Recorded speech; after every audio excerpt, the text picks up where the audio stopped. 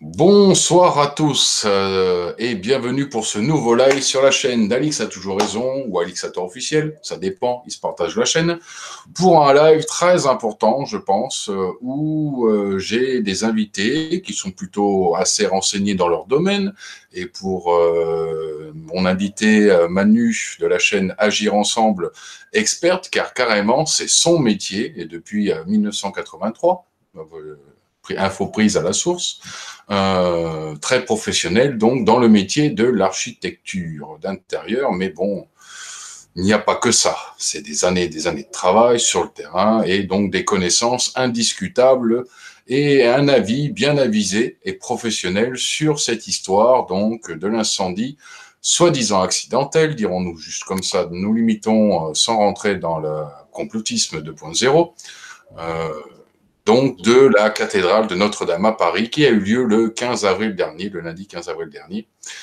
Et donc, bonsoir Manu, je te donne la parole. À toi le micro. Bonsoir, bonsoir à tous, bonsoir Alix. Oui, mais écoutez, lorsqu'on a vu Notre-Dame de Paris en flammes, effectivement, il y a quand même des choses qui nous ont, en tout cas tous les professionnels de la construction, ont tous été un peu choqués. Alors, on a été choqués pour plusieurs raisons. Alors, je vais faire peut-être un bref historique de la cathédrale de Paris, parce que c'est quand même un monument national qui est quand même extrêmement important. Alors, elle, donc, c'est dans l'île de la Cité, c'est l'archidiocèse de Paris, et la construction, nous la devons à Maurice de Sully. Et avant cela, donc en 1163 au milieu, et c'est terminé au milieu du XIVe siècle. Et là, il y a eu une restauration très importante qui a été faite par l'architecte Viollet-le-Duc de 1844 à 1864, donc 20 ans de travaux, ce qui est quand même pas tout à fait anodin. Elle a plusieurs styles, gothique primitif, gothique rayonnant, et elle a deux rosaces qui sont sur les transepts, qui sont les deux plus grandes d'Europe. Ça, c'est un petit peu, je suis en train de vous mettre un petit peu le côté architectural, et on abordera même d'autres domaines. En 1239, elle a accueilli la Sainte Couronne. Et elle a quand même reçu des événements majeurs tels que en 1804 le sac de Napoléon, 1821 le baptême du duc de Bordeaux, etc., etc. Il y a eu quelques funérailles de présidents de la République. On peut parler de Charles de Gaulle, de Pompidou, de Mitterrand. Et puis à la libération de Paris, ben il y a eu un chant absolument extraordinaire, le chant Le Magnificat, qui a été joué et chanté dans cette cathédrale. Donc, elle a fêté son 850e anniversaire en 2013. Et là, nous allons parler un peu de l'édification parce que vous verrez qu'il n'y a rien d'anodin. À la base, il y avait un temple païen gallo-romain qui était dédié à Jupiter. Alors, je ne sais pas si ça vous parle, mais moi, en tout cas, effectivement, on peut se poser des questions. Et ça a été prouvé par la découverte en 1711 du pilier des Nautes. C'est une colonne monumentale gallo-romaine érigée en l'honneur de Jupiter par les Nautes de Lutèce au 1er siècle, sous le règne de Tibère. Alors ce pilier est exposé, vous pouvez le voir, dans une salle du Frigidarium au terme de Cluny. Mais il y a des choses qui sont assez intéressantes dans cette symbolique. Il faut savoir que cette construction de ce pilier des Nautes est contemporaine à l'interdiction des assemblées de druides. Je ne sais pas si toi tu savais ça, Alix. Non. Voilà. Et ce pilier aurait été situé au Lendit, c'est-à-dire à proximité où se seraient réunis les druides des Gaules. Ça veut dire que c'était un endroit absolument majeur. Et les nôtres, qui étaient-ce? Eh bien, c'était une confrérie d'armateurs mariniers qui naviguaient donc sur les fleuves, sur les rivières de Gaule. C'était des commerçants assez aisés, et puisque dans leur rang, les autres confréries navigantes, donc on va parler des Dandreforts, des Uriculaires, choisissaient leur patron. Et alors, ils avaient une particularité, ils avaient une caisse commune, et donc c'était une personnalité morale, cette caisse commune, et donc c'est la première société dont on est trace à Paris. C'est un truc de fou, hein? Première société. Donc, le pilier est construit pour montrer que le roi, de la voie de la coopération au peuple de Gaulle, je suis en train de faire un peu le parallèle avec ce qui est en train de se passer actuellement. Hein. D'accord. Dédié à Jupiter, il montrait qu'ils agréaient à la religion des Romains. Vous voyez cette nouvelle religion qu'ils essayent de nous faire passer, tout en affirmant leur fidélité au culte par la mention des dieux gaulois. Mais en donnant des figures humaines aux dieux gaulois, les nôtres contribuaient à ruiner la position d'intermédiaire des druides entre les dieux et les hommes. Ça veut dire qu'en fait, ils les décrédibilisaient. Petite manipulation déjà à l'époque. Déjà à l'époque. Bon, après, alors je vais peut-être pas être aussi dans les détails, mais ça quand même, ces détails-là ont quand même leur importance. La basilique, il y a eu après une basilique paléo-chrétienne qui a été dédiée à Saint-Étienne, qui est devenue cathédrale par la suite. Et entre ce temple gallo-romain et la cathédrale de Sully, se succédèrent 4 édifices religieux. Hein.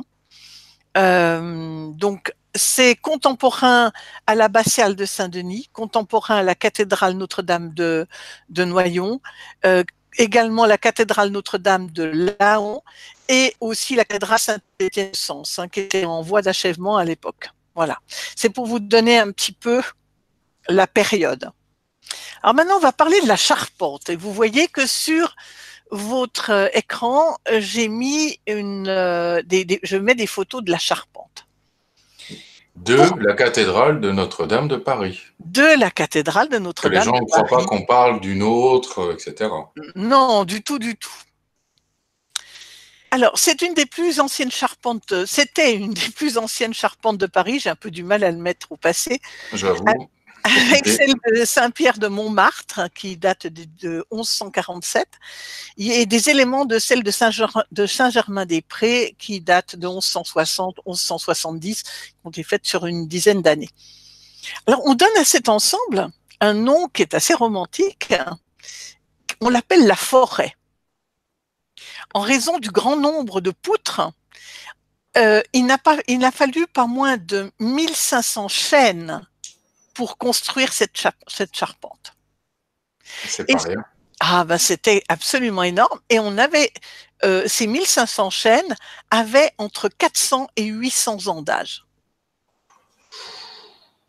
Il faut savoir que les sections les plus petites de cette charpente sont de 40-40. Ce sont les plus petites. On a des dimensions absolument incroyables. Donc chaque poutre provient d'un arbre différent. On est bien d'accord que chaque poutre, c'est un chêne. La dimension, c'est phénoménal, c'est 100 mètres de longueur, c'est 13 mètres de largeur, c'est 40 mètres dans le transept, c'est 10 mètres de hauteur, avec une pente, la pente du toit est de 55%.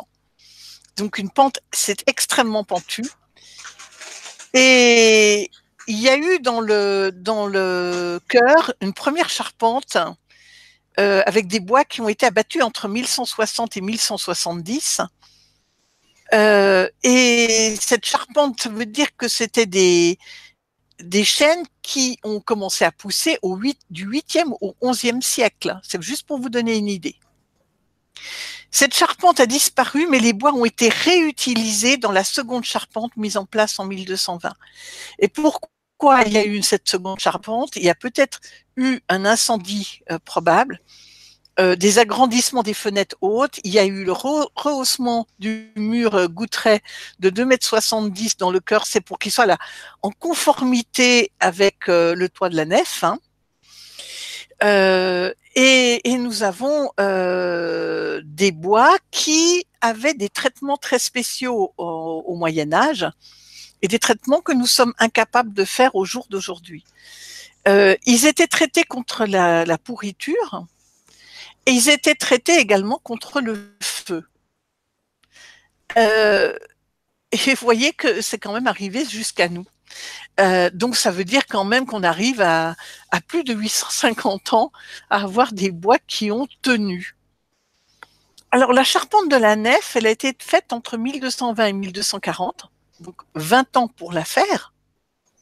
Quand M. Macron parle de refaire tout ça en 5 ans, vous voyez ce que je veux dire. Ah, une grande fumisterie. Ouais. On en reparlera. On en Voilà. reparlera. J'ai des paroles de compagnons du devoir et je peux vous dire que c'est incroyable, quoi.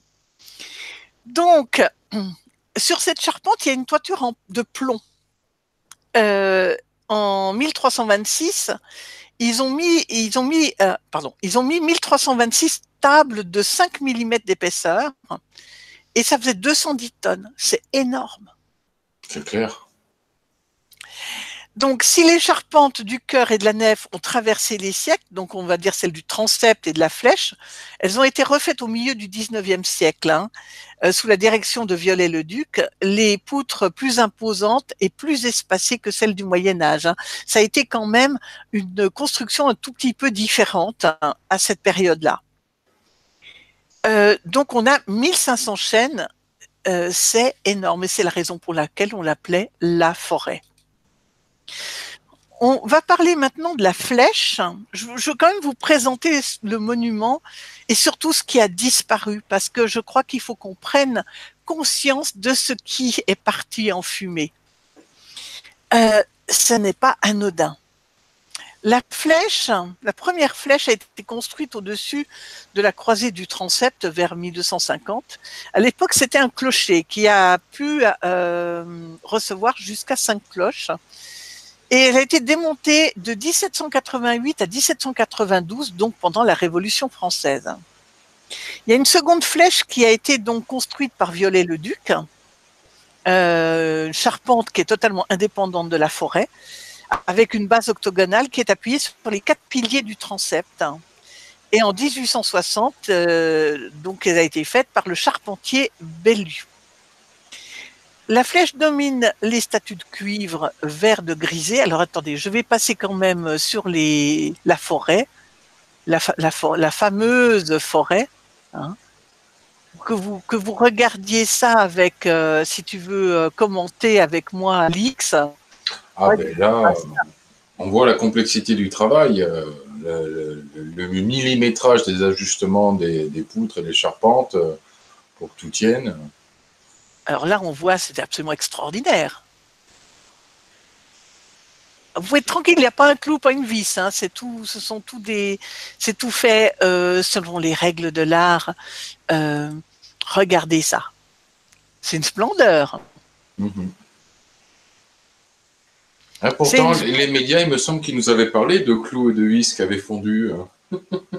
Ouais, non mais attendez. Ils ont peut-être par la suite, mis quelques supports supplémentaires, mais autrement, ce sont des assemblages. Hein.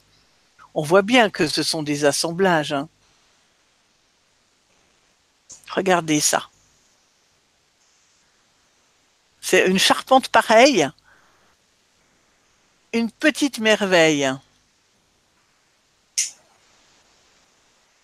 Avec les bras de force, avec les... C'est extraordinaire, quoi. Travail qu'il y a là-dedans.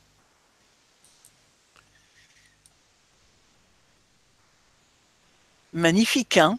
Mm-hmm. Ça force le respect, faut le dire. Ça force le respect, on est bien d'accord. Regardez ça. Ça, c'est la flèche. Regardez le travail de charpente.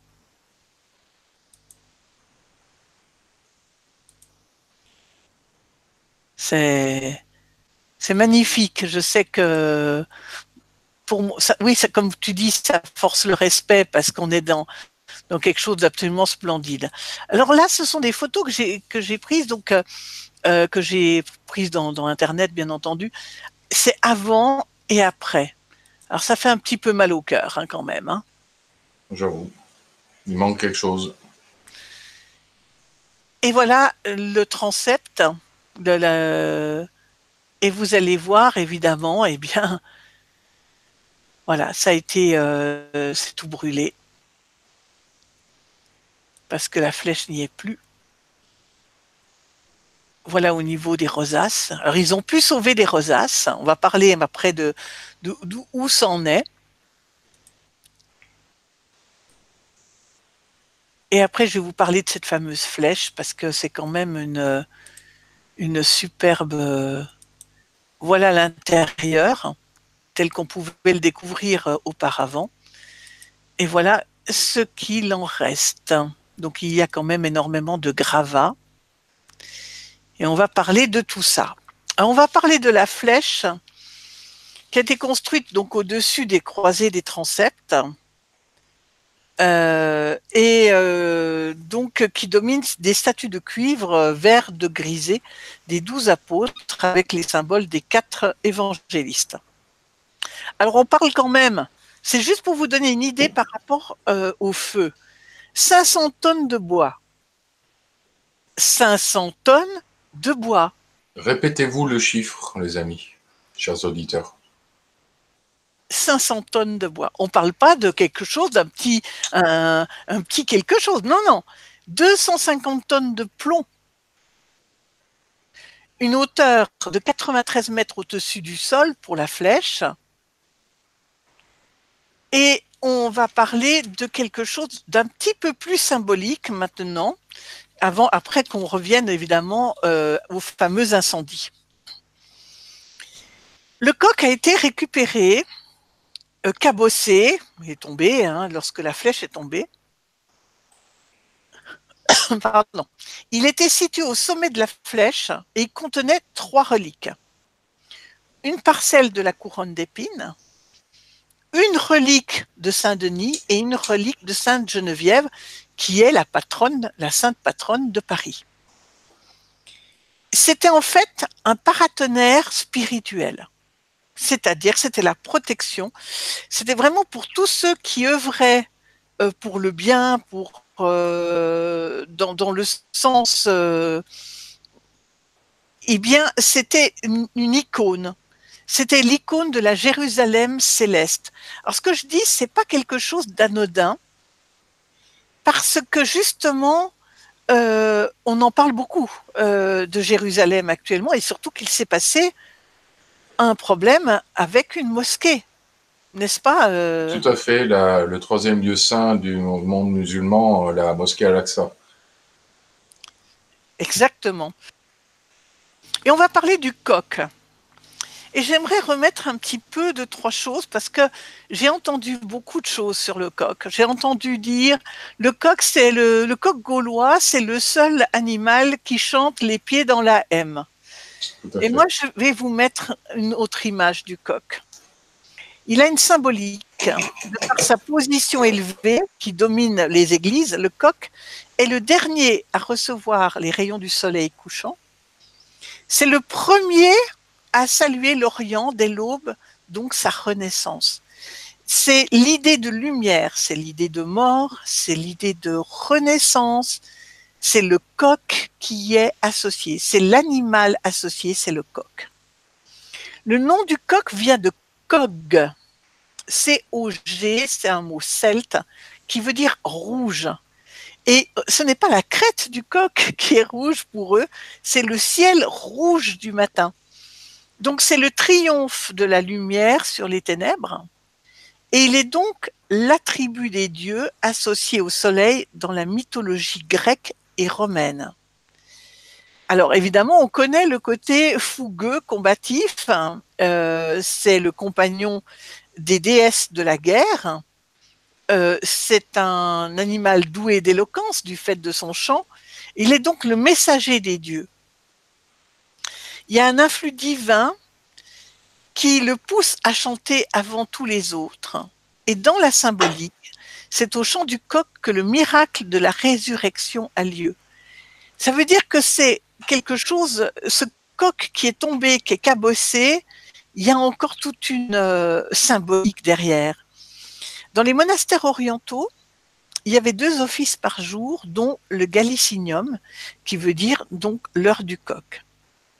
En fait, si je reprends un petit texte là, toute la cohorte des ombres errantes quitte grâce à lui les chemins du mal.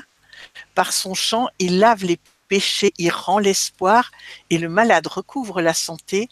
Le malfaiteur remet l'épée au fourreau, et le renégat se convertit. C'est beau, hein? Il annonce le retour du Christ en gloire. C'est l'apparition du premier coq en haut des clochers, date du VIe siècle. Il rappelle le Christ protecteur, vigilant, chef de l'Église et défenseur de ses enfants. C'est la girouette face au vent, qui représente Jésus, qui aide à faire face aux péchés et aux dangers du monde. Et c'est l'emblème de la Gaule, puis de la France. Et ce sont les Romains qui, à la suite d'un jeu de mots, Gallus, qui voulait dire à la fois coq et gaulois. Donc, ça nous est très, très fortement associé. Et nous avons vraiment que cet emblème, cet animal qui nous est associé. Et ce n'est pas un animal simplement qui chante les pieds dans la M. Voilà. C'est quelque chose de beaucoup plus sacré. Alors maintenant, on va revenir à l'édifice en lui-même, à la maçonnerie, et on va parler des dommages qui ont été faits et des dégâts qui ont été faits. Dans les dommages aux pierres, aux joints, eh bien, on risque d'avoir des mauvaises surprises. Pourquoi? Parce que il va y avoir tout un temps pour les experts, les expertises. Il va falloir prendre le temps d'examiner l'état de la superstructure du monument parce qu'elle a été endommagée par la chaleur de l'incendie au niveau des joints, au niveau de tout ça, et également par l'eau. Tout à fait. Au niveau de la flèche, eh bien, on sait que la flèche est tombée, malheureusement, elle a été complètement embrasée. La charpente, eh bien, on peut dire que les 2/3 sont partis en fumée. C'est énorme. 2/3, ça veut dire 1000, un millier de chaînes qui sont parties en fumée. Est-ce que vous avez une idée, lorsque vous avez un poêle à bois, est-ce que lorsqu'on veut avoir un petit peu de tranquillité, par exemple pour une nuit ou même une journée complète, eh bien, une simple bûche qui peut faire 15 cm ou 20 cm de diamètre sur à peu près une trentaine de centimètres de longueur, eh bien, on met une bûche en chêne. Il faut qu'on ait un lit de braise épais pour que cette bûche en chêne prenne feu. Parce que c'est extrêmement long et on ne fait pas brûler une bûche en chêne avec du petit bois et du journal. Ça, ce n'est pas vrai. Encore moins avec un court-circuit. Un court-circuit, encore moins. Et encore moins avec un chiffon imbibé de white spirit ou autre chose. C'est impossible. Je veux dire, mais ne serait-ce qu'une bûche. Je parle pas d'une charpente de chêne qui a 850 ans. Maintenant, si on va parler le chêne est un bois qui va durcir de plus en plus avec les années et qui va même je dirais presque se pétrifier. C'est-à-dire qu'on va avoir un chêne qui va, pour ainsi dire, pas prendre le feu. On peut parler aussi du toit, les 210 tonnes de plomb qui sont parties en fumée. On va pouvoir parler de la maçonnerie endommagée par le feu et l'eau. Donc, il y a des tonnes de gravats à évacuer qui sont tombés dans la nef. Mm-hmm. On a des vitraux éclatés sous l'effet de la chaleur. heureusement, ce n'étaient pas les rosaces du XIIe et du XIIIe siècle qui étaient les plus précieuses, mais elles ont été épargnées, celles-là, heureusement. Mais on a quand même des très, très, très gros dégâts. Alors maintenant, si on parle, on va continuer et vous allez voir que nous avons des mots. Alors ça, par contre, moi, je ne peux pas en parler. Je ne suis pas pompier.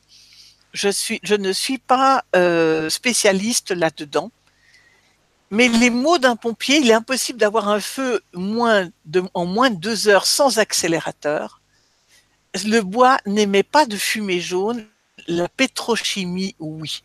Alors, ça, on tient ça et on voit clairement que c'est jaune, c'est presque jaune citron, hein, leur fumée. Ben, certains prétendent que c'est la couleur du plomb qu'ils font. N'étant pas expert, je ne fais que remonter l'information qui est relevée dans le chat et que j'avais déjà eu de relever sous des vidéos précédemment. Je ne sais pas là. Personnellement, je ne suis pas une spécialiste du feu, je ne suis pas un pompier, je ne suis pas dans la chimie à ce niveau-là, je ne peux pas dire. Je vais pas Moi, je peux dire ce que c'est que la résistance des matériaux au feu. Ça, oui. Mais je ne peux pas dire. Et là, vous avez eu un très très bon. Donc, je l'ai mis également. On pourra le mettre dans sous les vidéos. Vous avez une architecte et vous avez également une personne qui est spécialiste dans les structures et également dans tout ce qui est chimie et qui en parlait très très bien et qui le fait certainement bien mieux que je ne le fais. Mais en tout cas, c'est impossible que ce soit un court-circuit. Secondo, impossible que ce soit un petit bout de chiffon avec du white spirit, ça on rigole. Il y a des protocoles qui ont très bien été expliqués par des architectes du patrimoine et qui ont tout à fait expliqué qu'ils ne pouvaient absolument pas arriver avec certains produits, etc. C'est carré, c'est impossible. C'est pour ça que j'aurais bien voulu que Kadoudal monte sur le panel, il nous aurait expliqué ça aussi. Ensuite, il y a eu des essais qui ont été faits parce qu'il y a des gens qui ont dit qu'on va vous montrer même avec un chalumeau, on n'y arrive pas. Hein. Oui, mais les essais ont été faits en milieu extérieur, avec prise au vent, et non pas dans un endroit confiné. Le Parisien a fait une vidéo sur YouTube pour être détracteur de ces vidéos-là, justement. Ouais. On peut comprendre, c'est plus compliqué que ceux qui ont fait les essais en extérieur l'ont montré, mais ça donnait quand même un ordre d'idée que ce n'est pas aussi simple que ça, et surtout aussi rapide. Il faut tout un tas de contextes qui s'ajoutent en plus, mais la base de départ qui est montrée par ceux qui ont fait des essais sur Internet, même s'il n'est pas viable à 100%, donne quand même un indice que c'est pas aussi simple que ça, en prenant les excuses qu'ils se sont servis dans les médias aux premiers instants qui ont suivi l'incendie. Tout à fait. En tout cas, on peut constater qu'il y a également des choses au niveau de la reconstruction, on va en parler. Alors, il y a eu un appel du président national des compagnons charpentiers, donc il s'appelle Alain Lespiot, pour unir les 3 sociétés des compagnons de France. Hein, ça, c'est parce qu'ils avaient peur de ne pas avoir suffisamment de main-d'œuvre qualifiée. Hein. Donc, il y avait la Fédération des compagnoniques, Fédération compagnonique, je reprends, excusez-moi, l'association ouvrière et l'union compagnonique. En fait, il fallait avoir les compétences nécessaires pour mener à bien ce chantier qui est complètement colossal. Mmh. Et en promettant la reconstruction de Notre-Dame dans un délai de 5 ans, Monsieur Macron sait pertinemment que ça écarte d'office toute reconstruction à l'identique. Donc, qu'est-ce qu'il prévoit ? Donc, il y a une option qui a été innovante, qui a été proposée par les compagnons du devoir. et qui a été proposé d'ailleurs par le président national des compagnons charpentiers, qui était d'utiliser des charpentes en lamelé collé. Effectivement, c'est le lamelé collé, ce sont des charpentes qui sont très solides, ce sont des charpentes qui sont résistantes au feu, mais bon, on n'est pas du tout dans l'identique. Pour les compagnons des Tours de France, les artisans d'élite, héritiers des bâtiments du Moyen Âge, la restauration de Notre-Dame de Paris impose réflexion et précision, et le temps des cathédrales est incompatible avec les agendas politiques.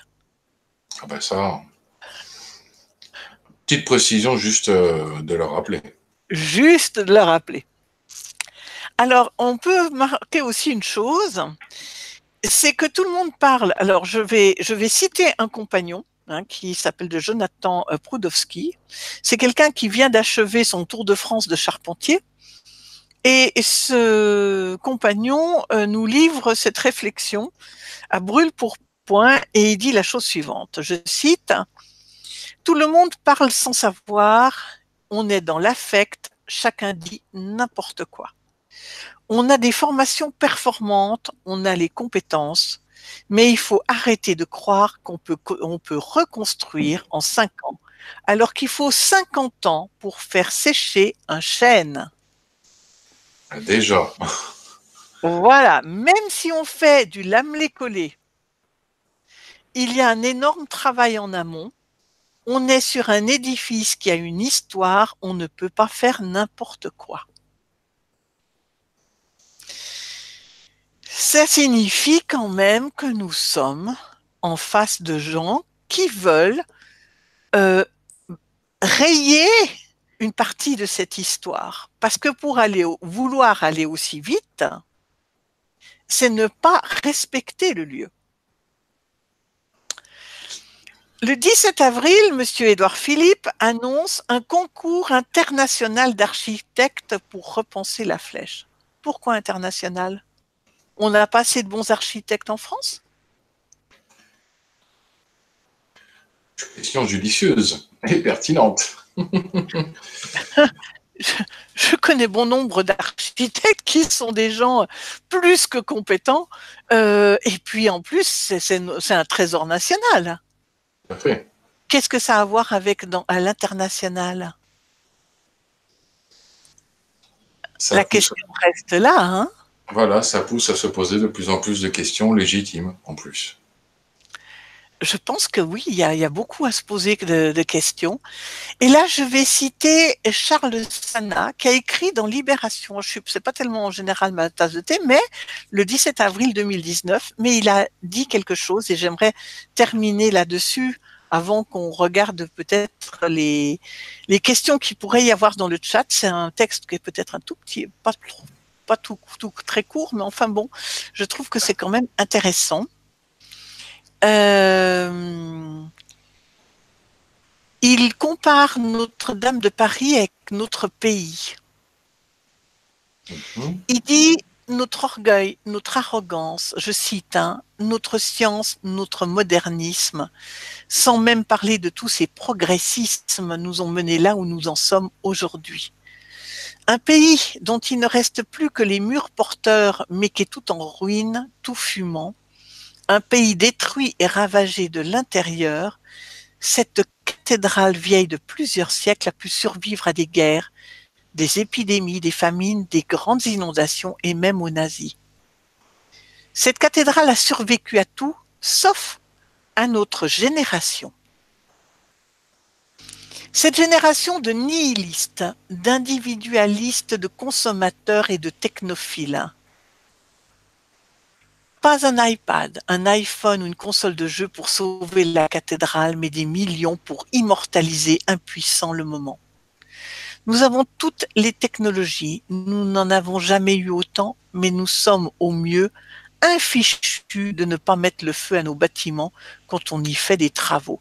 Alors là, c'est son point de vue, à tous les niveaux, parce que tout se vaut. Il ne faut plus ni punir, ni noter. parce que il faut être égalitariste en tout et pour chacun. Il n'y a plus d'exigence, de recherche d'ambition et d'excellence. Les générations actuelles cachent leur médiocrité dans l'orgueil et l'arrogance du politiquement correct étouffant. Les pertes de savoir-faire sont multiples et généralisées. Nous ne savons plus construire de centrales nucléaires. Nous saurons encore moins les démanteler. Nous découvrirons effarés que nous n'avons évidemment presque plus de tailleurs de pierre. Vous découvrirez effarés que nous n'avons plus assez de chêne pour refaire une seule grande charpente, ce qui est logique, vu que c'est les Chinois qui achètent tous nos chênes comme nos terres agricoles.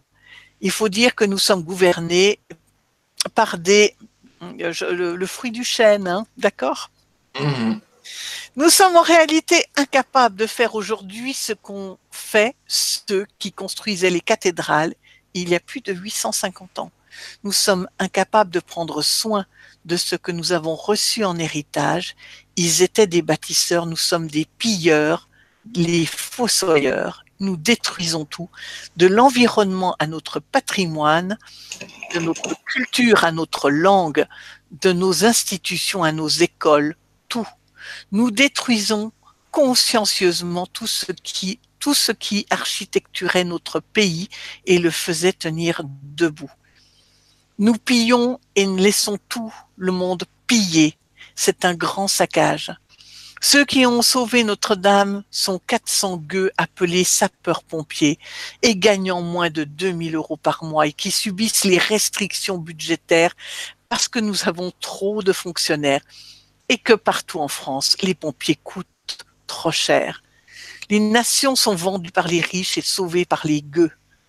Ce n'est pas uniquement Notre-Dame qu'il faut reconstruire, c'est l'ensemble de notre pays et de notre nation. Comme toute œuvre d'ampleur, une telle reconstruction ne peut être que collective. Comme toute œuvre collective, elle n'a comme objectif que le bien commun. L'incendie de Notre-Dame est un symbole, une allégorie, presque un message. Réparons notre pays tant que nous le pouvons encore, après il sera trop tard. Pourquoi ? Parce que pour le réparer, pour construire, il faut des savoir-faire, des connaissances, des compétences. En dessous d'une certaine perte de savoir, il est trop tard. La perte est irrémédiable et il est impossible de pouvoir former en nombre suffisant, faute de professeurs, d'enseignants, de maîtres. Nous sommes exactement à ce point de bascule et c'est à nous de savoir quel chemin nous prenons. Celui de l'ambition collective, du travail et de la reconstruction de la nation, ou alors celui de la déliquescence totale pour être fusionné dans ce grand ensemble européen et mondialiste sans aucun sens, où l'on ne veut pas de gens brillants, mais des crétins décérébrés pour en faire des consommateurs sans cervelle. Dieu ne nous demande pas autant de construire de somptueux édifices que de bâtir notre temple intérieur. Pour le reste, n'est que vanité, et la vanité termine toujours en drame et en cendres. Puisse la reconstruction de notre cathédrale servir de symbole pour une reconstruction bien plus importante que celle de notre nation. Il est venu le temps des cathédrales. Il est déjà trop tard, mais tout n'est pas perdu. Préparez-vous. Et c'est de Charles Sana. Eh ben, un journaliste de Libération qui m'estomaque, c'est la première fois. Un texte magnifique, on ne croirait pas d'ailleurs, on se demande comment ça se fait que Libération lui a ouvert une tribune, parce que le texte est magnifique. Je pense que le texte est splendide. Et alors, je vous laisse découvrir, comme une coïncidence, un projet Notre-Dame et l'île de la Cité pour 2040, entamé en 2016 sous Hollande, transmis à Hidalgo. On y voit une cathédrale au toit plat, avec une obélisque maçonne par-dessus au centre de la croix, soutenue par Philippe Belleval, patron des bâtiments historiques. L'incendie aurait bien démarré sous la flèche. Je vous laisse découvrir et avoir une petite idée. Clique pour ouvrir l'onglet, ça va grossir l'image, pour que les gens le voient encore mieux. Ah non, ça va peut-être sortir d'ailleurs. Non, oui, ça va sortir, oui, ça va sortir. Enfin, les gens n'auront qu'à grossir leur image. Voilà. Donc si vous avez des questions maintenant. Alors, je vais remonter le chat. Je signale à Cadoudal qui doit être à l'écoute que s'il veut monter, il peut. Je crois l'avoir vu t'envoyer un message en MP. Oui, Je vais arrêter de te présenter, histoire que tu puisses après faire ce que tu as à faire sans être oui, vu je dans... vais juste regarder. Donc, je vais enlever peut-être, si tu peux enlever le partage d'écran. Ben, je viens de te déprésenter et c'est à toi maintenant, voilà. Non, Voilà, non, voilà. non. Donc, je vais te remonter toutes les questions qui ont été posées au cours du live. Je ne t'ai pas coupé, hein. Normalement, dans un exposé, on ne coupe pas les gens, mais il y a eu quelques questions, dont certaines que je juge pertinentes, mais je vais essayer de te remonter un maximum de questions pour que les gens qui sont à l'écoute, hein, 127 personnes actuellement, bon, il y a d'autres lives ce soir, hein, c'est pour ça qu'il n'y a pas autant de monde qu'il devrait y avoir, mais les gens nous verront au replay, comme à l'habitude. Donc, défilons. Bonsoir Chronique Humaine, il est à l'écoute. Salut Bonsoir à tous Antoine. ceux qui sont là. Bonsoir à tous ceux qui sont là, bien sûr. Bonsoir à tous ceux qui nous ont rejoints, parce que c'est vrai que je n'ai pas suivi au final. Bonsoir Mire qui nous dit magnifique charpente que j'ai visitée quand j'étudiais l'architecture. Elle est impressionnante. Tout à C'est fait. quand tu nous montrais les photos de la forêt, Magnifique. comme on appelait la charpente de Notre-Dame. Bonsoir. Popo Nico de 59 nous dit Tenon et Mortez pour les assemblages. Je pense qu'il y avait effectivement les systèmes à l'époque, ils avaient des assemblages qui étaient en bois et essentiellement en bois. Je pense que ce qui a pu être fait pour en métal, s'il y en a, mais pas beaucoup, c'était juste pour renforcer certaines pièces de charpente. Voilà. D'accord. Cadoudal, d'ailleurs, pendant à commenter à des moments, il nous disait que d'ailleurs Sainte-Geneviève est aussi la sainte patronne de la gendarmerie. Il y a Ah, peut-être un message subsidiaire à cette affaire-là, peut-être bien par tout là. à fait, tout à fait. D'ailleurs, il peut toujours monter hein, sur le panel. Là. J'ai lu Bon. son message. Hein. Je ne le Et crois pas du tout. Ce sera un bon exercice au oui, contraire. dans le chat, il nous a mis qu'il était timide. Oui, oui, on te Oui, croit, on te croit. on te croit, Capable on de te faire des croit. conférences en public, mais pas en live. Petit coquin, Cadoudal. Extatique Tactique nous dit et ils ont détruit le paratonnerre du bien, pour interrogation. Donc on est à découvert selon leur intention. Oui, parce que donc ce paratonnerre, c'est un paratonnerre vraiment qui a été fait pour protéger les gens de bien. Hein. Je reprends mes notes hein, parce que quand même il y avait pas mal de choses. Enlève-toi de ton partage d'écran pour qu'on voit ton avatar quand tu parles. Oui, mon partage d'écran. Attends, j'y retourne. Oui, oui, partage d'écran, je l'enlève. Voilà, Voilà. parfait. Donc c'est tout bon. C'est tout bon. Donc oui, je disais effectivement c'est une pièce qui a été faite, c'est une protection pour ceux qui œuvrent dans les louanges de Dieu. Hein. Donc c'est une icône de la Jérusalem céleste. C'est le paratonnerre spirituel. Hein. C'est exactement ça. Mm. D'accord. François Triadou nous dit Manu, j'y étais en août dernier, je ne la verrai plus de même que je n'entendrai plus le concert des grandes orgues auquel j'avais été invité adolescent. C'était du Bach La Toccata. La toccata. Alors les orgues ont été sauvés.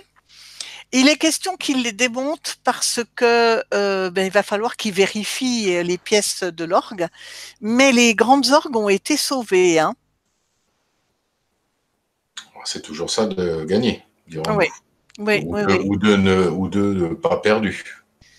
Oui, il y a eu il y a eu des tableaux qui ont été partiellement endommagés et ils sont en train de faire un peu l'état des lieux, on va dire, hein, de tout cet ensemble.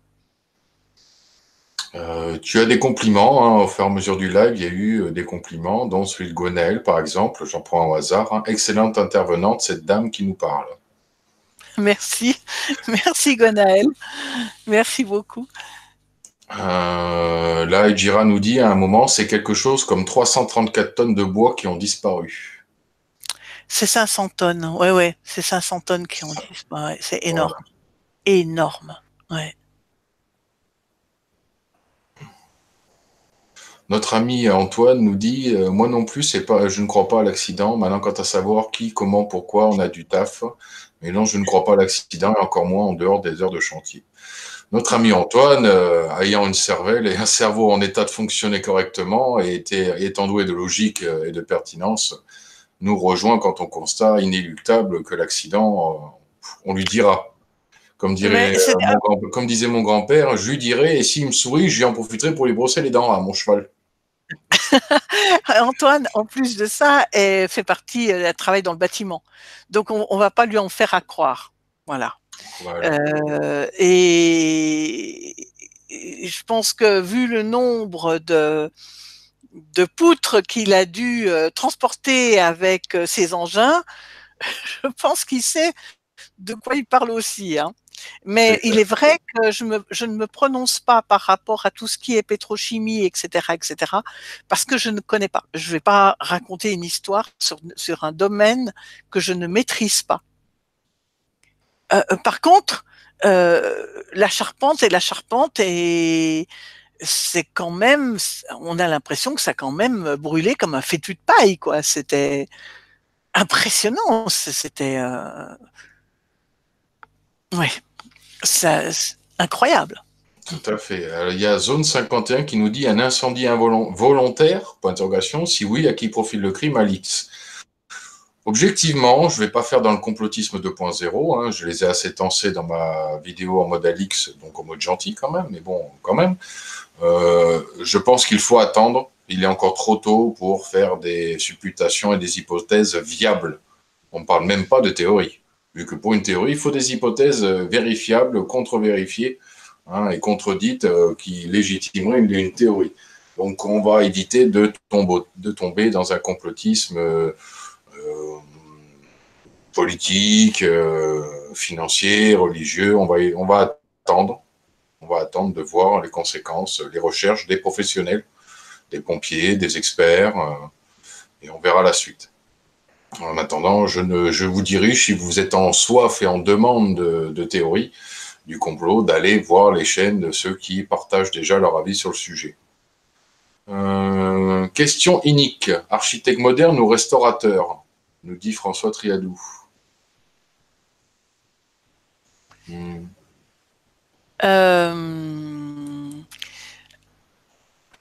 C'est-à-dire qu'on va arriver maintenant à un choix entre du lamelé collé et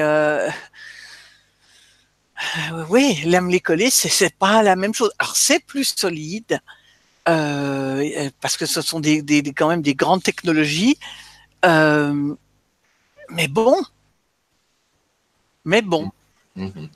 Cédric Blément, bonsoir Cédric, nous dit de plus, les architectes français des monuments historiques sont les meilleurs en Europe.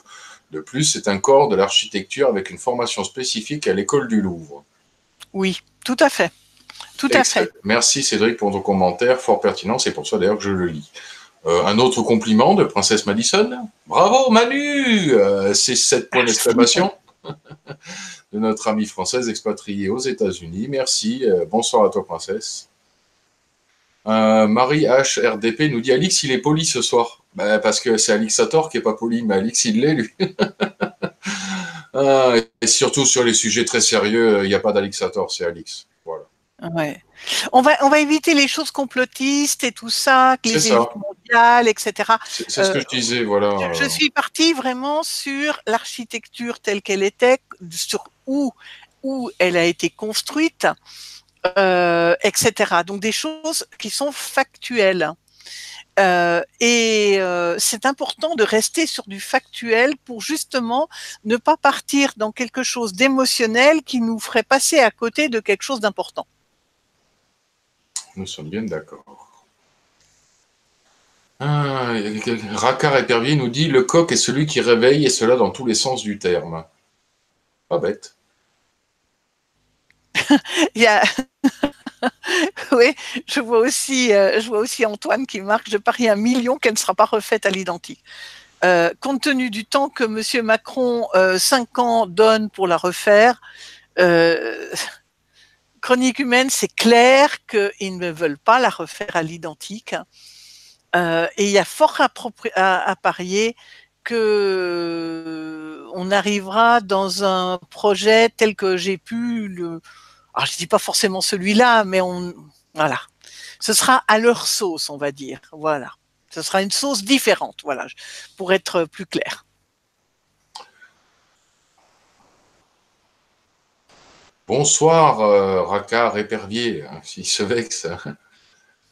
Est tellement poli qu'il ne répond pas au bonsoir, apparemment trop occupé. Lol. Non, je savais qu'en relisant tout le channel du chat pour les questions, je vous saluerai tous au fur et à mesure. J'avais fait déjà un salut global au début du chat, au début du live, pardon. Bonsoir à tous les autres. Hein. Je vois qu'il y a quelques-uns encore nous ont rejoints. Salut Sergio. Alors, la raison pour laquelle je disais à Cadoudal de monter, c'est parce qu'il avait évoqué, dans la conférence d'ailleurs qui va être maintenant dans les salles, et qui sera d'ailleurs à Danemarie, donc samedi qui arrive, donc le samedi 27 avril 2019 à 14h dans l'ancienne mairie. Nous aurons effectivement cette conférence et il a fait une aparté par rapport à Notre-Dame de Paris en disant que c'est une seconde façon également de détruire les corporations et que quelque part c'est une façon pour eux d'apporter et de faire cette destruction comme ils font cette destruction par la loi travail, etc., puisque les corporations, c'était ni plus ni moins que des protections du travail des gens, hein, oui, c'était un petit peu toutes ces lois qui permettaient et toutes ces assurances, entre guillemets, qui leur permettaient de bien vivre et d'avoir des sécurités pour eux et leurs familles. Et voilà, donc. C'est un petit plus, toujours bon à entendre pour nos auditeurs. Bonsoir Christelle Revlard, une amie belge. 500 tonnes en 2 heures, anormal. Oui. On est bien d'accord qu'il y a un petit souci quelque part, hein, un Il y a gros même un problème. Alors bon, on n'est pas en train de. On pousse à la pertinence, à se poser les bonnes questions, pas les questions inutiles qui perdraient les gens. Extatique nous dit, un compliment de plus pour toi, explication magnifique, avec un S les deux mots. Merci. Merci. Il y a également, je regarde un petit peu parce que j'avais vu l'incendie. Quelles œuvres et quelles reliques ont été détruites? J'ai vu il y avait des questions concernant les reliques. Alors, je vais revenir dessus. Dans les œuvres sauvées, la Sainte Couronne, un morceau de croix et un des clous de la Passion ont été. Il s'agit probablement des objets parmi les plus sacrés pour les catholiques. La couronne d'épines qui aurait été placée sur la tête de Jésus par les Romains et qui l'emmenait vers la mort a été protégée des flammes, placée dans un reliquaire richement décoré de cristal et d'or. Ce souvenir de la passion du Christ a été immédiatement éloigné des flammes avec 2 autres objets qui évoquent la crucifixion. Le morceau de croix est l'un des clous qui aurait maintenu Jésus lors de son agonie. Alors, la tunique de Saint-Louis, c'est parce que je voulais vraiment répondre à la personne qui a posé ces questions. C'est la grâce de Saint-Louis, donc Louis IX, que la couronne est française en 1238. Baudouin II de Courtenay, l'empereur latin de Byzance en grande difficulté financière, propose au roi de France Louis IX de lui engager la couronne d'épines afin que ce dernier accepte, raconte le site officiel de Notre-Dame. Mais les régents de l'Empire ont mis les reliques en gage auprès de banquiers vénitiens que Saint-Louis dédommagera, et le 10 août 1239, il accueille 22 reliques à Villeneuve-l'Archevêque. Et le 19 août 1239, la procession arrive à Paris. Le roi délaisse ses atours royaux, endosse une simple tunique et pieds nus, aidé de son frère, porte la Sainte Couronne jusqu'à Notre-Dame de Paris. Cette tunique simple et blanche est, elle aussi, conservée dans le trésor de Notre-Dame et a été sauvée des flammes. Les rosaces, il s'agit avec les cloches et les deux tours de Notre-Dame du vrai symbole de la cathédrale parisienne. Donc les rosaces gigantesques de vitraux pourpres de Notre-Dame ont été épargnées par le feu grâce aux efforts des sapeurs-pompiers. Les beffrois, les tours et leurs cloches et la quasi-totalité de la structure en pierre qui constitue l'enveloppe de la cathédrale ont été sauvegardés. Il faut savoir que ce sont les rosaces qui sont dans les plus grandes d'Europe, hein. Les statues de la Flèche, c'est un petit miracle, mais les 16 statues de la Flèche de Notre-Dame, donc ce sont les 12 apôtres plus les 4 symboles des 4 évangélistes, pardon, elles ont été démontées Retiré, ouais.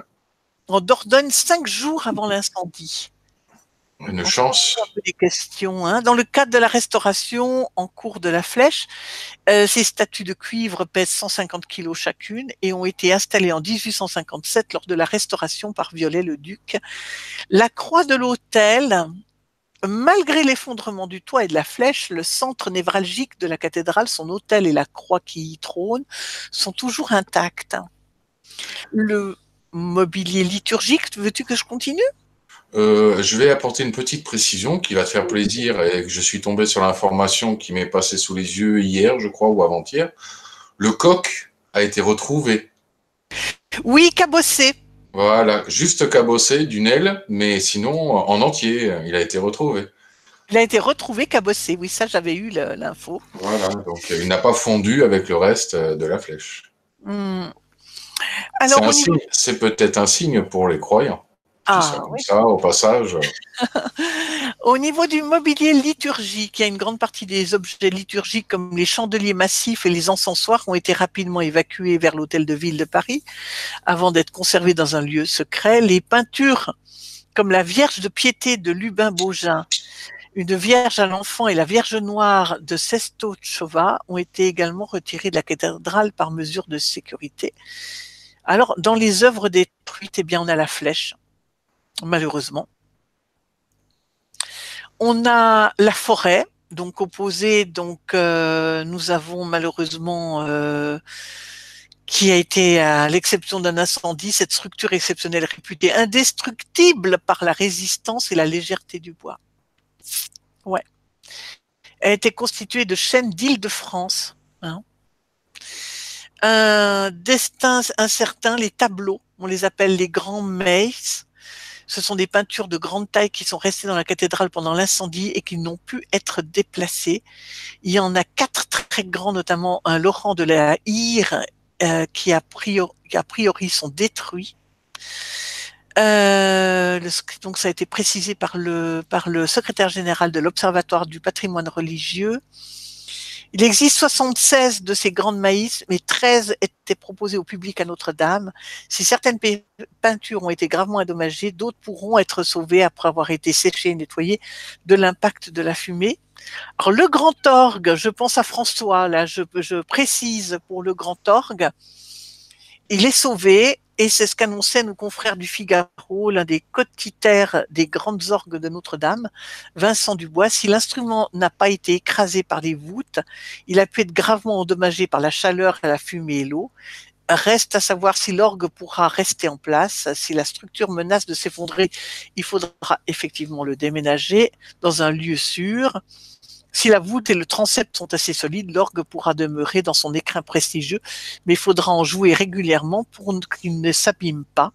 Mon grand-père était organiste, alors connaît ces instruments qui sont très fragiles et de quoi accompagner les travaux d'une belle façon. Voilà ce qui en est.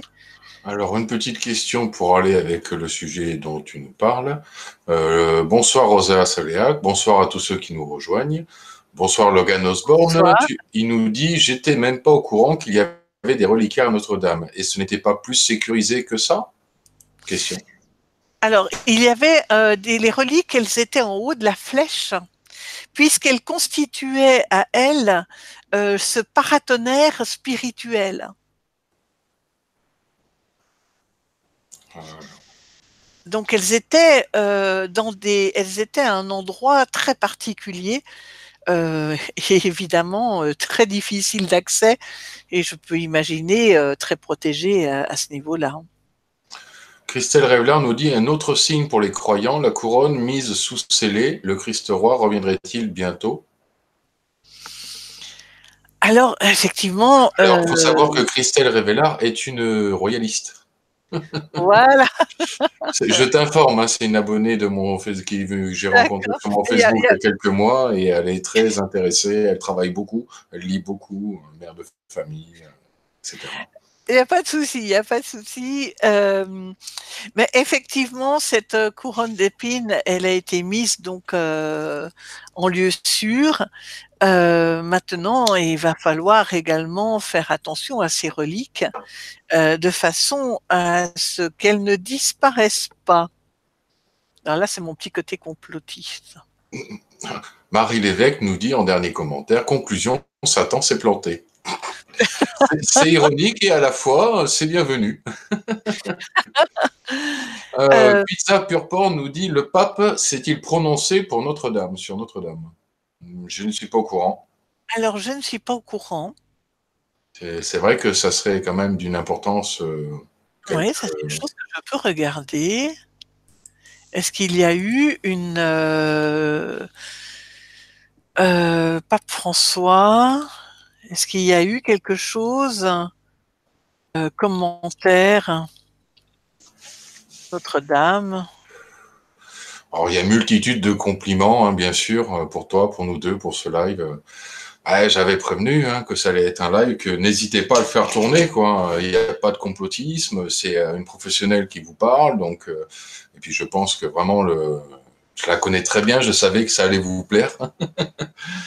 Alors, nous avons quand même, le pape exprime aux pompiers la gratitude de toute l'Église.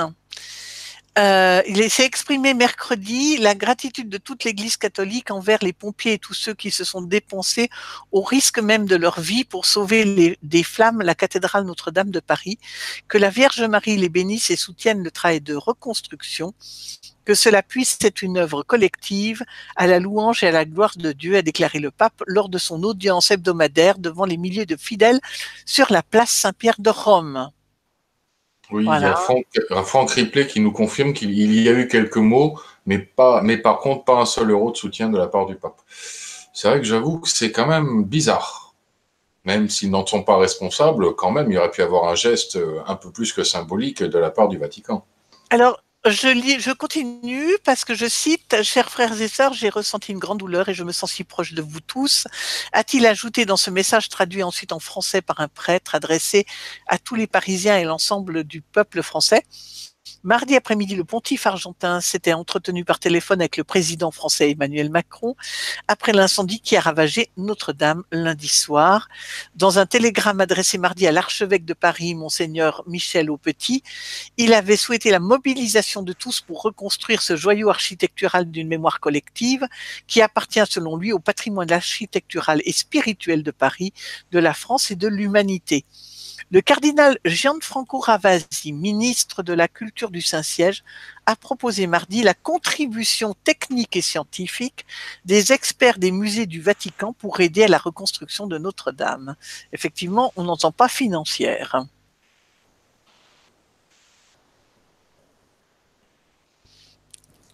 Donc voilà un petit peu ce qu'il en est. Est-ce qu'il y a d'autres questions?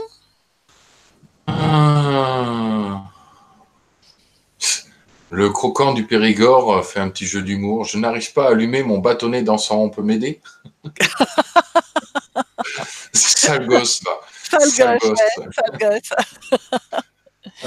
Logan Osborne nous dit Manu, tu m'as fait grincer des dents. Qu'est-ce que l'on pourrait bien faire de la couronne d'épines? Qu'est-ce que pouvait bien faire la couronne d'épines dans la flèche? C'est comme un paratonnerre spirituel. Alors effectivement, si tu n'es pas quelqu'un qui voit ce genre de choses, ça peut te laisser de marbre. Je peux le comprendre, hein, je ne suis pas là pour juger qui que ce soit. Mais pour l'ensemble des personnes croyantes, ça a une importance et ça a une connotation de quelque chose quand même qui est d'une autre dimension, on va dire. Mm. Il y a Mia Mia, bonsoir, qui nous dit le pape est saccagé ou a saccagé l'homélie de la Pâque, discours mondialiste à Soros, il n'a jamais rien dit sur les églises profanées. Oui, je rappelle effectivement qu'une info qui court mainstream, Google est mon ami, nomme la liste des lieux chrétiens catholiques en France saccagés dans l'année. En tête des lieux, des sites religieux saccagés à environ entre 900 et 1000 lieux. Pour le monde juif, c'est entre 4 et 500, et pour le monde musulman, il paraît que c'est aux alentours de 100. Je n'ai pas vérifié l'info, mais je vous invite à le faire, comme d'habitude. Hein. Quand je ne suis pas sûr d'une info ou que j'en suis sûr, dans tous les cas, je vous invite toujours à vérifier. On ne sait jamais.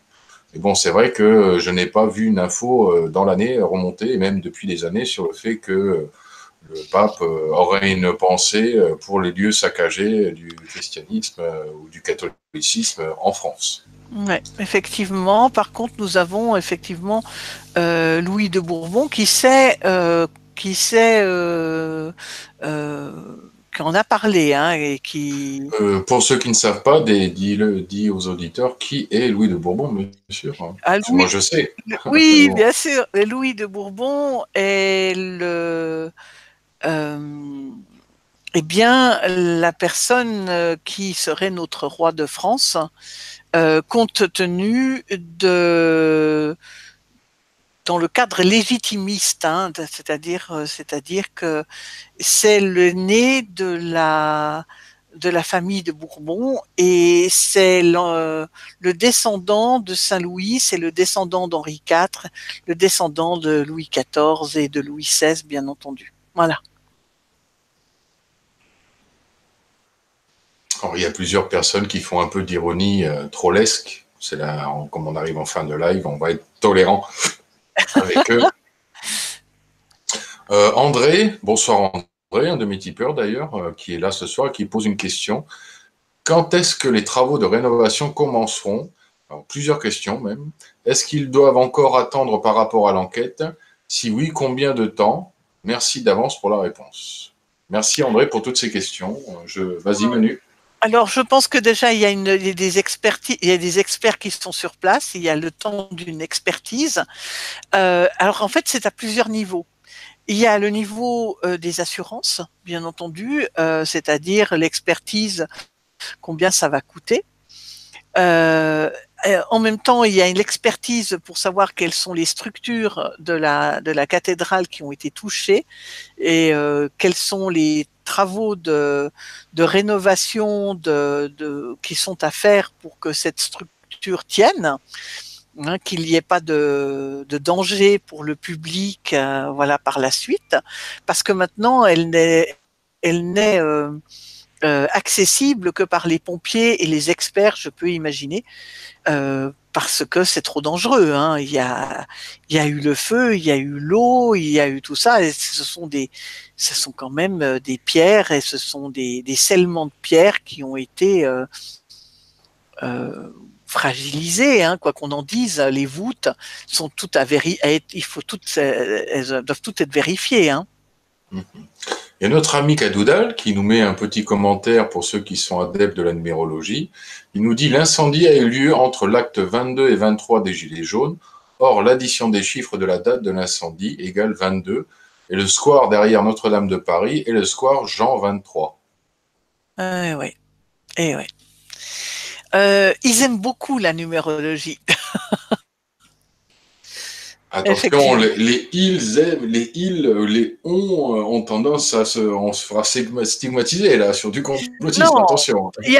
non, disons que nous avons pu constater que euh, que la numérologie était au centre. Voilà, il y avait il y avait des choses un petit peu troublantes au niveau numérologique. Voilà. Ah, nous avons la doyenne dont je t'ai parlé dans le chat. Bonsoir, Dame Véronique. Bonsoir, Bonsoir. Alix. Merci pour cette excellente conférence. J'espère qu'elle sera reconstruite à l'identique. C'est mon vœu le plus cher. Merci, Madame, et merci, Alix. Mais merci infiniment. Nous espérons tous qu'elle sera reconstruite à l'identique, mais pour ce faire, déjà, ne serait-ce que pour qu'un chêne soit sec, il faut 50 ans. Et est-ce qu'en Donc, France, nous avons des chênes de la bonne taille? Assez? alors, il me semble avoir vu quelque chose où il y avait toute une forêt de chênes qui avait été plus ou moins prévue. Il y avait quelque chose. J'ai plus tout en tête et il me semble que c'est Syntax qui nous avait dit ça. D'accord. Il faudrait que je regarde, mais il y avait quelque chose d'assez troublant aussi à ce niveau-là. Hein. Franck, bien sûr, Franck Ripley nous fait un petit brin d'humour. Je ne sais pas qui va assurer les prochains travaux, mais je doute que la franchise soit de 75 euros comme pour un pare-brise. Ça mioche.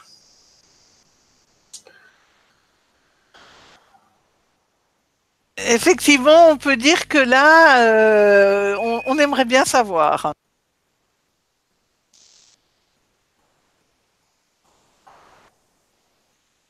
Ce serait intéressant de le voir.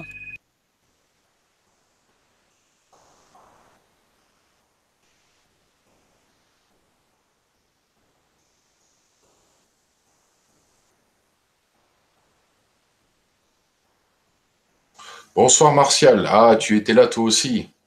Un féru d'histoire, c'était logique que tu ne devais être dans le coin. Salut René, t'arrives à la fin du live. Salut à Tahiti. Johanna, Nigo. Bonsoir René. Alors, effectivement, moi j'avais regardé aussi autre chose au niveau des assurances. Je suis en train de regarder parce que j'avais vu quelque chose au niveau des assurances. Alors, je suis en train de le rechercher parce que il m'a semblé qu'il y avait des choses assez intéressantes. Alors, au passage, nous avons eu quand même notre sinistre de l'intérieur qui a rien trouvé de mieux que de dire que Notre-Dame n'était pas une cathédrale. Hein. Alors, il y a quand même eu une réponse de Monseigneur au petit. Alors, je reprends le terme, c'est Délit d'image qui dit, il répond à cri-cri larsouille. Je cite, hein, bien entendu. Bon, effectivement, cette cathédrale a été consacrée et c'est bien une cathédrale, hein, clairement. Hein. Mais il n'a pas pu s'empêcher de dire que c'était pas une cathédrale. Hein. C'est quand même assez étonnant. Je suis en train de regarder sur l'incendie au niveau des. On avait vu ça. J'avais vu quelque chose. Donc ça, c'était la rosace. Hein. J'étais en train de regarder parce que j'avais vu quelque chose au niveau des. C'était assez intéressant sur ce qui avait été dit au niveau des assurances. Je suis en train de regarder. Est-ce qu'il y a d'autres questions dans le temps que je regarde ça? Ben, il y a Marie Lévesque qui nous met c'est quoi alors une chapelle?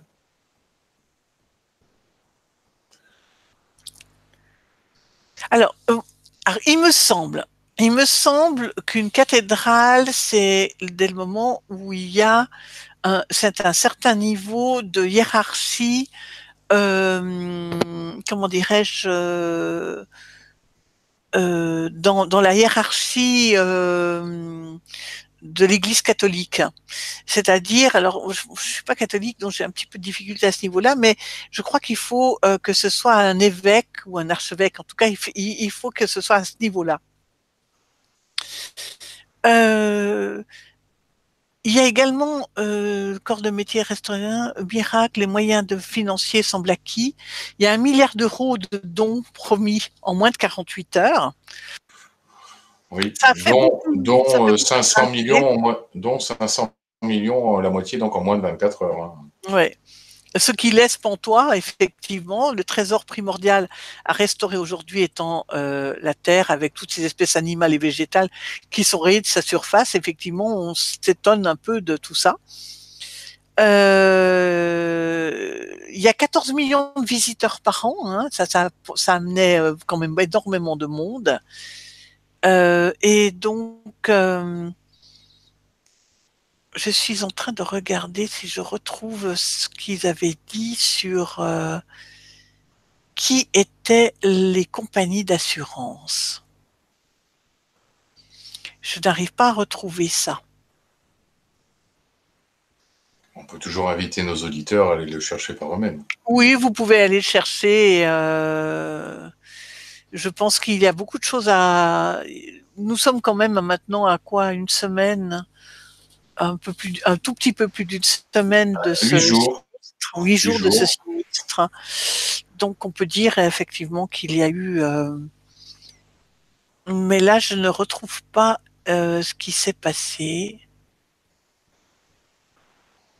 Tableau de William Turner, il parlait l'eau et le ciel s'embrassent de l'incendie de Constantinople, les incendies du palais de Westminster, peint par les artistes de la lumière. Le brasier dura toute la nuit. Là, Ça me maintenant, rappelle. maintenant, nous avons les questions complotisme et de bonne foi. On va dire. Ah, d'accord. Ah, mais de On bonne y foi, va. on y va, quoi. C'est de bonne foi, donc c'est dans le respect. Il y a Abby Wallystorm, bonsoir Abby, qui a mis des bons commentaires pendant le live. Elle nous dit, on parle beaucoup d'un carburant nommé thermite. Il se dit que la fumée jaune faisait penser à la combustion de ce comestible. Qu'en pensez-vous? Alors, comme je disais tout à l'heure, je ne suis pas dans tout ce qui est chimie, etc. Moi, je connais les matériaux, je connais la résistance des matériaux, on connaît tout ça. La façon dont les choses sont faites par des corps de métier d'élite tels que des compagnons et en plus des compagnons du Moyen Âge. Et dont nous avons les gens, les compagnons du devoir qui sont leurs héritiers. Mais par contre, au niveau de la chimie, là, je n'ai pas cette connaissance. Et c'est pour ça que j'avais demandé à Cadoudal de monter. Lui, il avait cette connaissance. Mais il veut pas. Voilà. Alors, nous avons des commentaires de précision. Il y a Ozaël, bonsoir Ozaël, qui nous dit, Alix, une cathédrale est l'église principale du diocèse. Il y a Voilà. notre chère doyenne qui nous dit, la cathédrale est une église où siège l'évêque en charge du diocèse sur un plan géographique. Voilà, c'est ce qui me semblait. J'avais Merci, pas. chers auditeurs, pour les précisions. Merci, parce que alors là, j'avoue, voilà, c'est un plan géographique effectivement. Mais ce qui me semblait. Il y a Patrick Force qui ne devait pas être là au début du live, qui nous dit Notre-Dame serait construite sur un haut lieu énergétique. Oui, je confirme. Oui, je confirme. Elle est sur des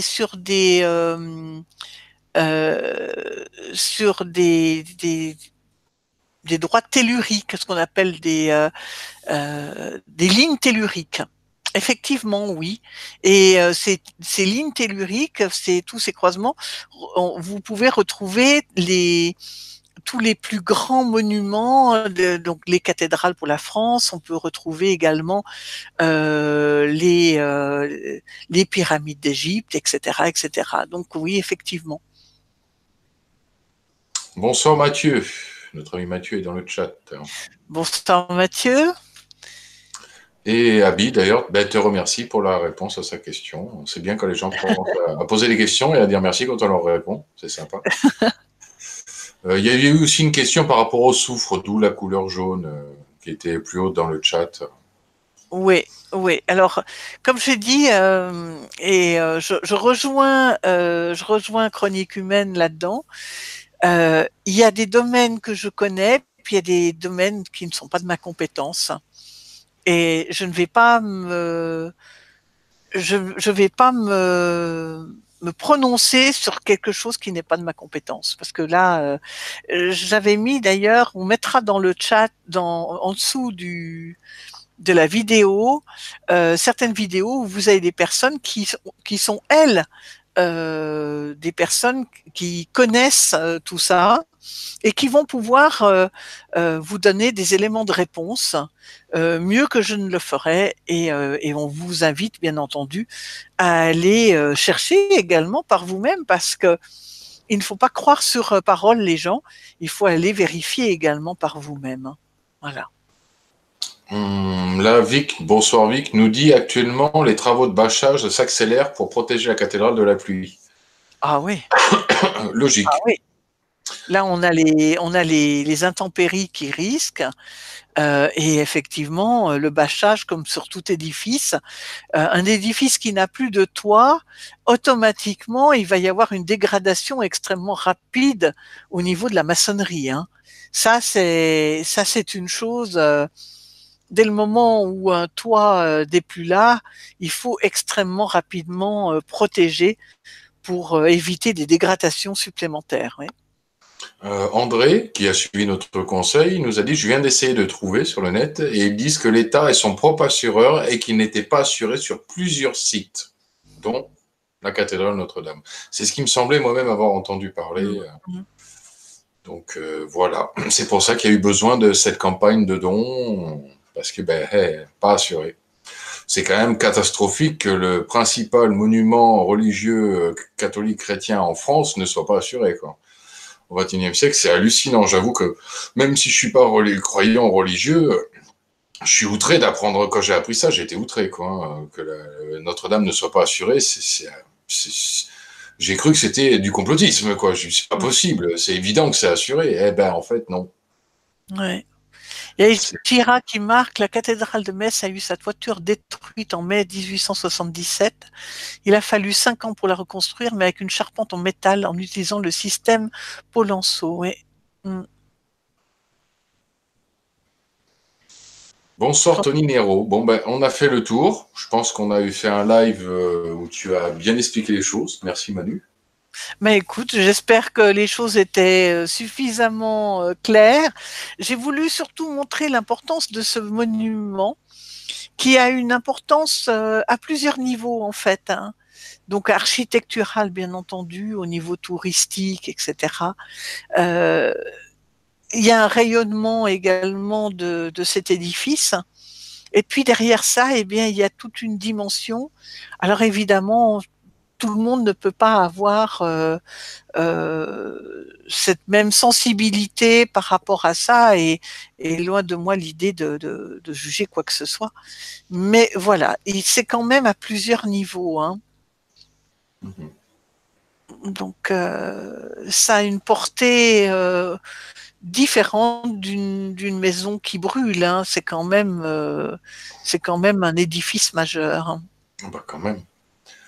Donc, nous allons remercier tous ceux qui nous ont écoutés ce soir. N'hésitez pas à partager ce live. Je pense quand même que s'il vous a plu, bon nombre de personnes, et là en plus ça concerne tous les Français, vu que ça, qu'on le soit croyant ou non, tout le monde, et le dit bien le disent bien tous dans les médias, quels qu'ils soient, Internet, mainstream, etc. Tout le monde est touché par la destruction, alors, à part les trolls, mais les trolls on s'en fout.